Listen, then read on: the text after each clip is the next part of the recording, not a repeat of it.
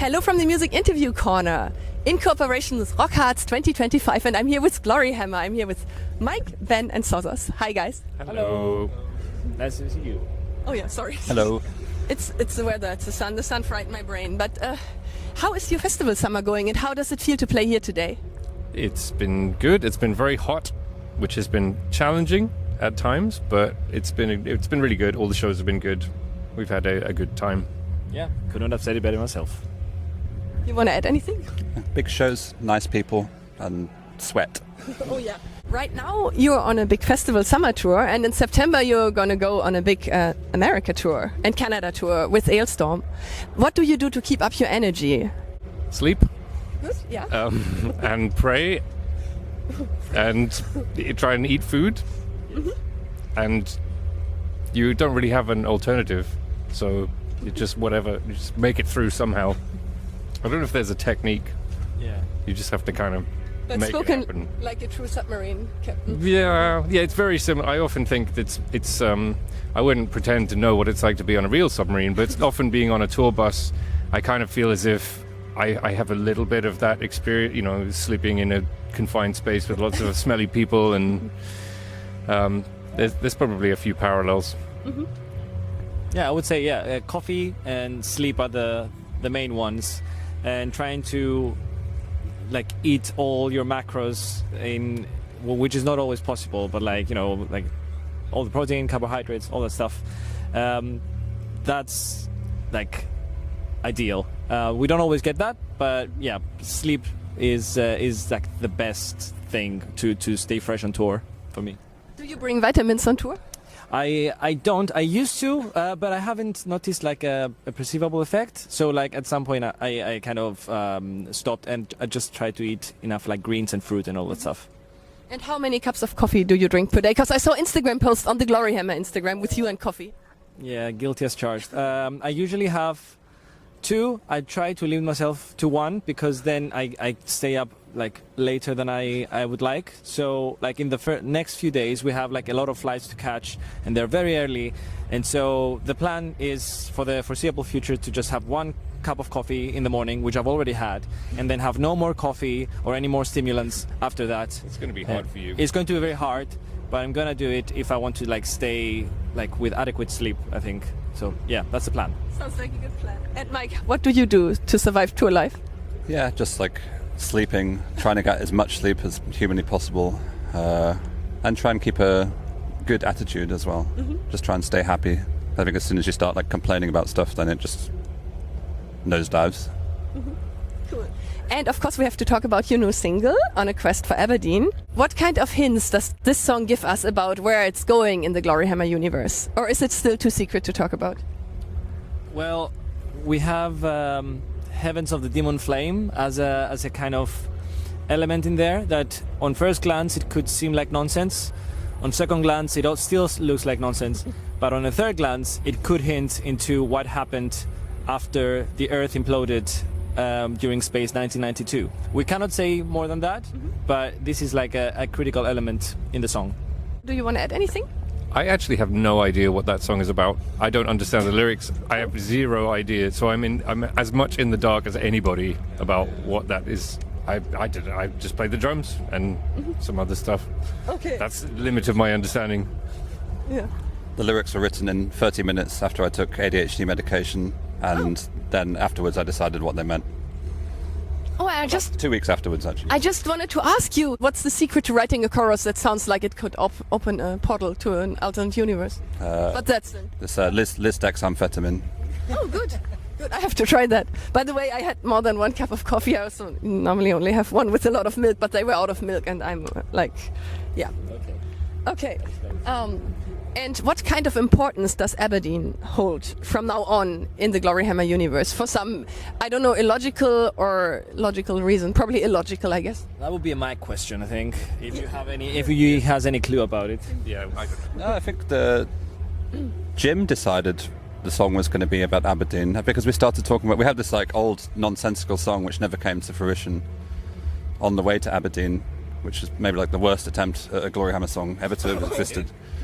But You should record it as bonus track. I still want to do it one day because I really like that song. But yeah, that was like the maybe the genesis of the whole We had the Dwarves of Aberdeen mentioned a few times, so we have like a little bit of Aberdonian lore thrown in there. But yeah, and we were just discussing titles, and On a Quest for Aberdeen surfaced. I think I'm sure Jim said it, and then we just. I don't know if anyone's ever been to Aberdeen, but it's a really, really horrible place, and so I had this idea of. I guess giving it a glow up, and of, literally being made of gold, and But if it's so ugly in real life, you can be happy if you're lost in the Valley of the Unicorns then. I went to Aberdeen once and I saw a boat, so I have a positive memory. Because there was a boat. Yeah, there The was a boat is the best thing about Aberdeen. There might have been more than one boat, but I remember looking out at seeing a boat and thinking, this place isn't all bad. My favourite extra bit of lore about Aberdeen is that our cover artist Dan is actually from Aberdeen. Oh. When I sent him the lyrics, he laughed and just wrote back I can assure you the streets are not paved with gold. And, every time I think about the song now, I think of him saying that. And does he know how you really feel about Aberdeen? Aren't you still friends? I think he probably feels more strongly about it than I do because he has to live there. Yeah, that's very sad for him. That's one question. How do you decide? You're shaping the Gloryhammer universe all together. Do you have a law council to decide in which directions it will go? We have a lot of. Yeah, something like a secret Gloryhammer law council. A committee, a secret Gloryhammer. We have conversations that then get forgotten about and then remembered a while later, and then it all tends to happen at once. There'll just be one day there'll be a big conversation about what if this happened, and then bits of that may make their way into the story. But it tends to just be months of nothing, and then suddenly a frenzied 30-minute discussion about exactly what is going on in Aberdeen or where Dundee has ended up after being destroyed. Or And is it going better since you are on this ADHD medication, or faster at least? We wrote the song, so I guess. Do you want to add anything? I don't want to add anything to the ADHD medication thing because I haven't tried it. But yes, I have a massively inflated kind of impression of what Aberdeen looks like, having sung this song 10 times live at this point. So I am sure I'm going to be super disappointed if we ever get there. I'm really sorry to any people from Aberdeen watching. But yeah, to me it's like a massive golden castle, and massive granite walls made by dwarves. So that's it might take on a special significance. The last time we were in Dundee, which was the third time we played. I remember that we were there the night before, and I went to the pub down the road from the venue, and I felt like I was suddenly in some of the magic of Dundee had become real for me, and I was in there looking at all these people just living their normal Dundonian lives and feeling like they don't know the secret. It's just me. I know the secret of what Dundee really is, and the people of Dundee. Like the Muggles in Harry Potter. It's exactly it's another world that exists beyond their sight, and they don't know anything about it. Maybe Aberdeen's next. Gonna put Aberdeen on the map. Yeah. Oh yeah. I went to a karaoke bar after our show there in Dundee, actually, and with a couple of our crew, and a girl came up to me smiling and started talking to me, and I was like, oh, she knows the band, but she just asked if I was a drug dealer. Oh, that's nice, Dundee. Yeah. And are you planning to play a concert in Aberdeen in the near future? Not planning, but we could happen. I don't think there's a lot of venues in Aberdeen. I think there's a couple. They're quite small, so yeah. It would be fun to do a tour of village halls and 50 capacity venues of all of the places mentioned in the Gloryhammer lore. I think it'd be quite weird and interesting, but it could be a special weird tour. I once drove through Aknashin, and it's probably the smallest. Well, you couldn't even call it a village, but there is a village hall, and I had this fantasy of playing there. Maybe you could play an open air concert if there are no venues. Maybe. A big valley, there's nothing there. I remember we went to Crail, the first ever Gloryhammer tour. We stopped in Crail. We had a little drive through Fife on the way to Dundee, and we stopped off. We went in a pub. Mike was there. And Crail was nice, but we went into this pub. I think there were 9 of us, and there were 3 people there who all looked at us this is the most people who've ever been in this pub at the same time. I remember that pub. It was nice. Yeah, I had a nice day. I ate some cockles. That's a good memory. Over here. Yeah. Oh, and I have a question for you as the drummer. How does it feel? You have a me. special perspective. Yeah, like how is it to always, because you're all standing on the stage, do you have a special perspective on your bandmates and on the goblin fights and on the audience from your position? I try not to look at it too closely because it will distract me. And actually, I can't always see the crowd very well. When we played Grass Pop, there was so many people, I actually stood up and had a look, which is, I think, the first time ever that I have done that in between songs. Normally, I just hide there. But I actually think I have the worst view of the band, probably of, maybe not everyone, there's probably someone stood behind a tall person or a post or something, but yeah. Does it feel like you're in a submarine? No. I think it's there's a lot more fresh air than there would be in a submarine. Who is more powerful, the Hootsman after 5 energy drinks or Thagothrax with a premium Spotify account? I don't think the Hootsman is an energy drink kind of being. Oh, okay. Okay. Difficult question to answer. I'm not sure quite what the Spotify account does for Thagothrax's power. He could Like only no push ads? it towards Withered Throne, maybe. Well, I guess you wouldn't have to sit through the ads. So I'm going to say it's a draw, probably. Make everyone listen to really horrible black metal bands with 7 monthly listeners. Yeah, exactly. That's a very powerful buff that Thagothrax get. Like my vote is with Thagothrax in that point, because Yeah. I think the Hootsman would probably die of a heart attack, and then everyone else would die because his Yeah. heart is made of Of course. neutron star. Yeah. You're right. Yeah. And would you rather have Thagothrax narrate your dreams or the Hootsman handle your taxes? Oh. That's an interesting question. I think I already have Thagothrax narrating my dreams, so I would probably trust the Hootsman to do my taxes. I think. Yeah. He can count on the Hootsman. Sound financial planning Yeah. in Hoots land. And your choice? I've seen his massive pile of receipts in his wallet, so I'm just going to say myself. Oh, good. And I would like for the Hootsman to handle the tax office. Then we would all have a lot less problems, I guess. Yeah. Just go in there, smash it with an axe. No more tax. There you go. Exactly. Smash it with an axe. No more tax. That's the line for the next song. That's right? that's like Hootsman for president of whatever. You're gonna open for Judas Priest in 2 days. How does that feel? It's cool. Yeah. It would be. Don't know what to expect really, but it's kind of a bucket list thing for everyone. I think everyone who has like loads of people who come to us like, wow, that's so cool. People from other bands and things like that, even quite big bands like Judas Priest. I know, I was thinking like, oh, Judas Priest. Yeah. Last year at Sweden Rock, Judas Priest. Yeah. Yeah. Yeah, it's amazing because like it's been one of those bands that like to me are like untouchable, and I could never dream of like working with because they seem so like far higher than all other planes of existence in terms of like being there like in metal. But yeah, it's incredible. I'm really looking forward to it. Yeah, it's a band I've been listening to for like over 20 years, so it's just still hasn't quite hit home. I guess once we're like walking off the stage, I'll be like, that was cool, but I can't quite believe it's happening just yet. Yeah, I was also like, wow, that's so cool. Oh, now they're making noise when we want to talk. Oh. They are doing something there, but my microphone can't filter it. Very sad sound bell. Yeah, this is some kind of ceremony. It's somewhere on the program, but I'm not sure. It sounds like it. Maybe they're burying the Hootsman because he drank too many energy drinks, but I hope not, no. Oh my god. Oh yeah, but while we're talking about ceremonies, if the Kingdom of Dundee would have a holiday, what would it be and which ridiculous rituals or celebrations it would involve? It'd be driving the goblins out day, I reckon. Be like, yeah. The bins? Like every year. Well, there's places like that. There's that one with the tomatoes in Spain, right? That's where It's kind of like that, but with goblin. Yeah, everyone throws tomatoes. I don't want to pretend to know very much about it, but I know what it's about. But there's also the Memorial Day to commemorate all the warriors that died in the Great Battle of Space Dundee. Yeah. throughout time. Yeah, I think you covered it. The Memorial Day for the Warriors of Space Dundee.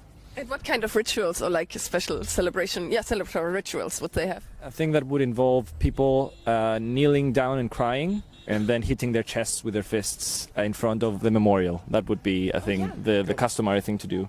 Going, That has a long tradition in ancient religions. yeah, going about their daily business with a sad expression. But also thumping their chest. And Yeah. the chest thumping, Yeah, I like this idea. I might start doing it anyway. Just crying and hitting my chest. It's Memorial Day. It's good for like clearing the Oh yeah, for airwaves, you know. Yeah, probably. And who of you in the band, you or your band members, would survive the longest in a goblin-run IKEA? An IKEA. I like IKEA. IKEA. I'm not afraid of it. Sometimes I go around. I like the go around backwards. The arrows. Me too. Break the rules. You should listen to Breaking the Law by Judas Priest while doing that. I think that IKEA is not as scary as people think it is. But if it's run by goblins? I would ignore them. Are the goblins trying to be helpful, like employees? Oh, that's a good question. Maybe. Okay, so like if they're trying to assist me, then I would like just pretend they're employees as well, and then just move on. If they're like not friendly, I think IKEA offers a lot in terms of like like weapons that you can just make on the fly, like because a lot of stuff fits into a lot of other stuff, like the screw holes are all the same. So I'm pretty confident I can survive there for very long. I think the Hoodsman might have the chance to survive the longest. I reckon I'd avoid the restaurant, but I tend to take it as a challenge to not ask for help if I'm looking for something. So I wouldn't be I wouldn't be misdirected by goblins if I'm like looking for a specific thing. I'm just like, I don't need your help, goblins. I will find this item on my own. Good. Yeah. I think I have too good taste to shop at IKEA these days, so the question wouldn't apply to me. But I like the buffet. Oh. Yeah. I do like the meatballs.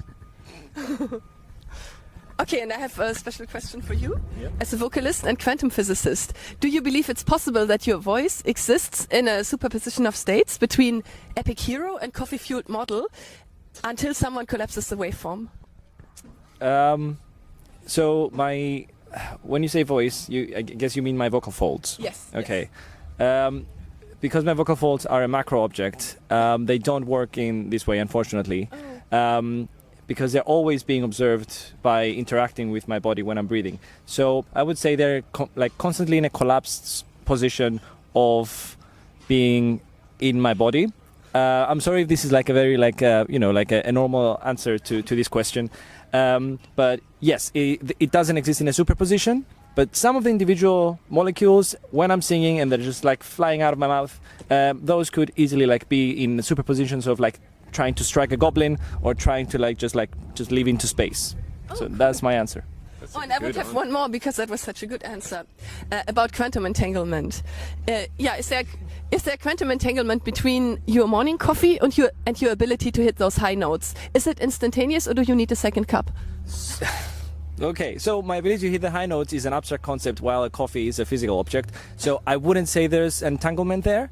But if it's like something more physical, like my morning coffee and like, I don't know, the Hammer of Glory, if those are entangled, I can believe that would make a perceivable difference to a performance. I think it would somehow give it more energy. I do feel that more spiritually than like physically as a physicist. Please don't cancel me as a physicist. But this is my take on it. Wonderful.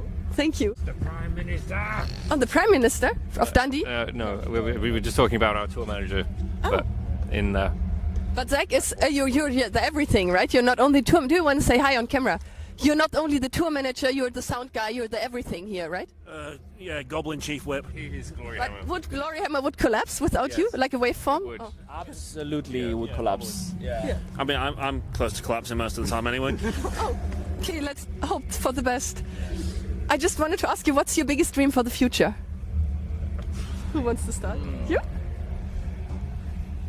A world without goblins. Oh yeah. And IKEA's without goblins? Oh no, you don't go to Without IKEA. IKEA. A world with no IKEA or goblins. Oh no, IKEA. No, I would have no furniture. Sponsorship Oh my chance. God. Okay. Yeah. What would you say? Like, what's your dream for the future? A solid gold house. Oh, in Aberdeen.